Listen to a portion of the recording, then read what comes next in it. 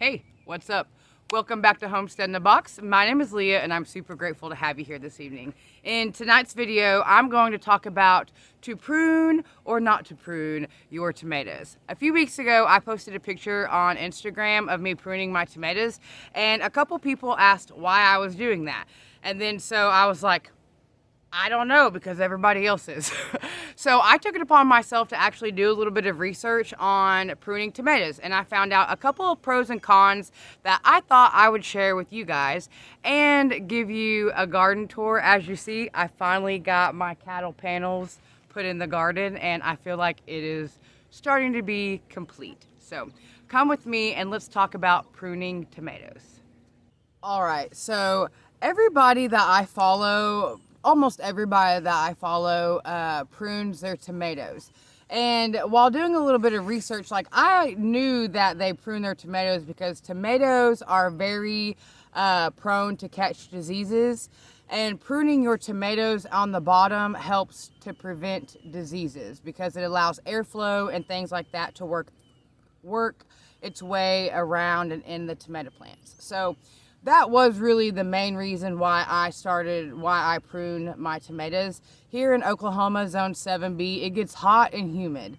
And so pruning them just is going to, fingers crossed, hopefully help with some airflow. You can prune and your fruits are going to be larger. However, pruning can sometimes decrease the amount of harvest you actually get from that tomato plant.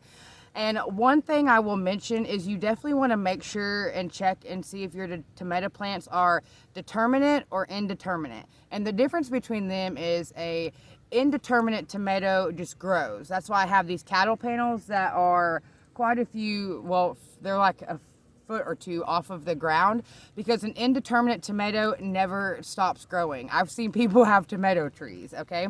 And a determinate tomato, it is only made to grow a certain amount and to put off a certain amount of fruit, and then that's it. So definitely check and see if your tomatoes are indeterminate or determinate before you go just whacking your tomato plants. We have so many tomato plants planted that I am willing to prune, but honestly, once I started reading a little bit more about pruning, I've decided that some of them I'm not going to prune as much as I wanted to. I'm actually just going to let bush out, and then some of them the rest of them I am going to continue to prune. So this tomato plant, as you see, it's getting kind of bushy. It's starting to touch the other tomato plant. And I don't really like that, so we're going to prune this tomato plant. The first thing you're going to want is a sharp pair of pruning shears. I use Fiskars. I think they're amazing. You're going to come in. I've already kind of started this one. But anyways, all of these lower leaves, like, even though this has some fruits growing on it, I'm still going to trim that off. And trim this off. And trim this off. Until you just got where airflow can work through your two plants. So you have two plants here and that you've pruned between them, versus over here where you can see how they're still thicker, like the plants are touching one another. All right, so if you're still with me, don't go anywhere. I'm going to finish pruning these and then let you in on a little secret that I'm going to be trying this year in order to double my tomato harvest for zero money.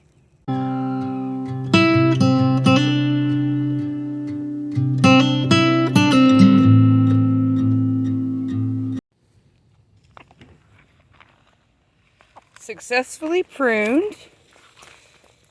And now I want to show you a little secret. So we've discussed pruning, why I'm doing that, how that helps my plants. Hold on, I have to throw a rock because I have a chicken in the garden. Out, Reba.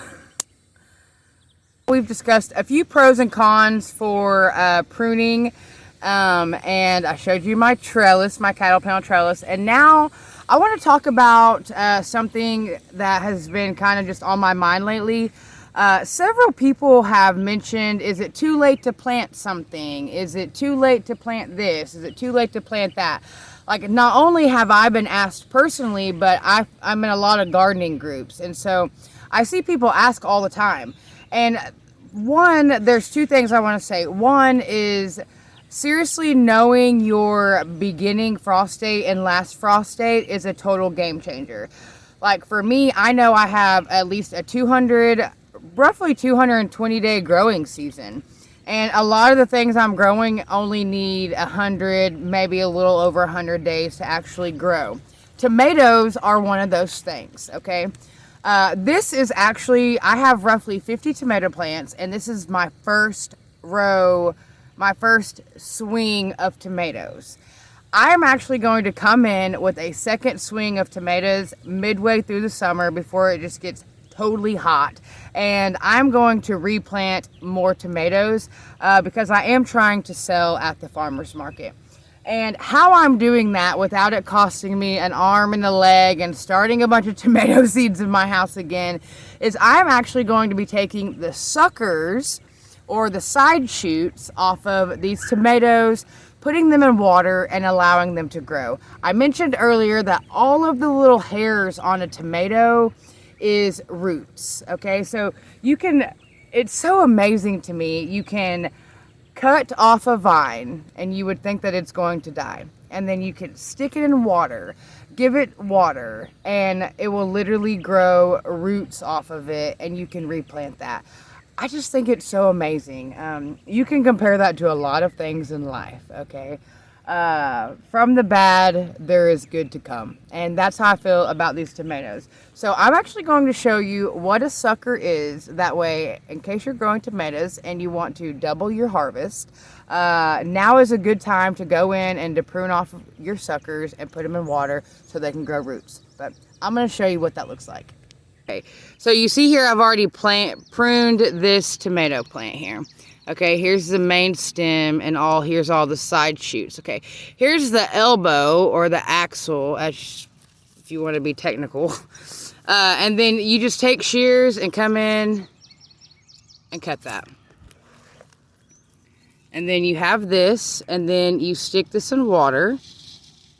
All right, so after you prune these little suckers off, you can actually see a sucker starting to grow off of this one. That little baby, that's another sucker that you can take off and put in water.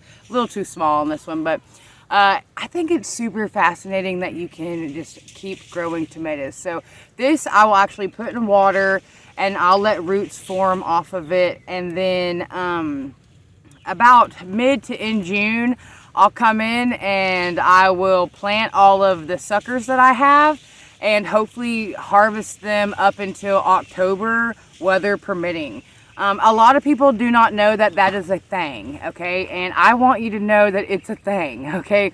You do not just have to grow tomatoes and then after you get your first harvest be done. You can be growing tomatoes all the way into October until the weather just doesn't cooperate with you anymore until your last freeze.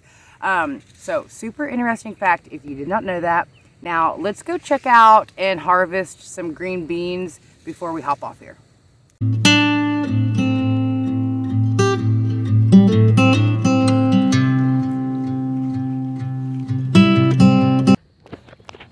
I said green beans, but I meant peas.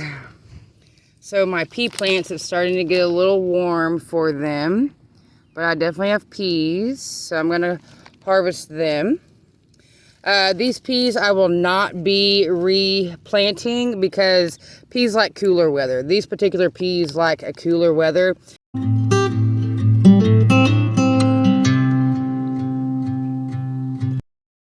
These are really good peas. All right, friends, thanks so much for coming hanging out with me, learning a little bit about to prune or not to prune your tomatoes and how I'm going to be doubling my harvest by keeping the suckers and harvesting some peas that are super actually delicious. Sending you good vibes as always. It is summertime right now, so I am creating content as I can. Just know that we are here working diligently to grow food and just to keep everything maintained and upkeep with food and animals and everything. So I am putting out videos as I can. Like I said, I am sending you good vibes. Send some good vibes to somebody that you know, and I will see you all later in the week. Have a good one.